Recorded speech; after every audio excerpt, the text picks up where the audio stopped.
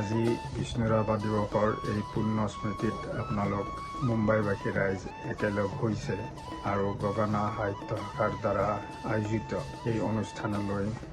আগবাঢ়ি আহিছে যাতে আমি আটাই লগ হৈ বিষ্ণুৰাভা দেৱক আজিৰ এই পুণ্যতিথিত আমি স্মৰণ কৰিব পাৰোঁ আৰু তেখেতৰ বিভিন্ন প্ৰতিভা অৱদানেৰে অসমক গৌৰৱান্বিত কৰি থৈ যোৱা তেখেতৰ জীৱনৰ বিভিন্ন অধ্যায় বিভিন্ন অৱদানক আমি আজি যাতে আলোচনা কৰিব পাৰোঁ আৰু মূল্যায়ন কৰি চাব পাৰোঁ আৰু লগতে তেখেতৰ সংগীত নৃত্য শিল্প চিত্ৰ ভাস্কৰ্য আদি বিভিন্ন ধৰণৰ আলোচনাবিলাক আমি আজি আগবঢ়াব পাৰোঁ।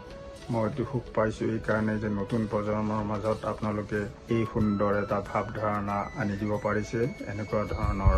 দিৱস বা অনুষ্ঠানৰ আয়োজন কৰি। মই মুম্বাইবাসী ৰাইজক লগতে গগনা শাখা সাহিত্য সভাক মোৰ ফালৰ পৰা পুনৰ শলাগ লৈছোঁ আৰু নমস্কাৰ দিছোঁ আপোনালোকক।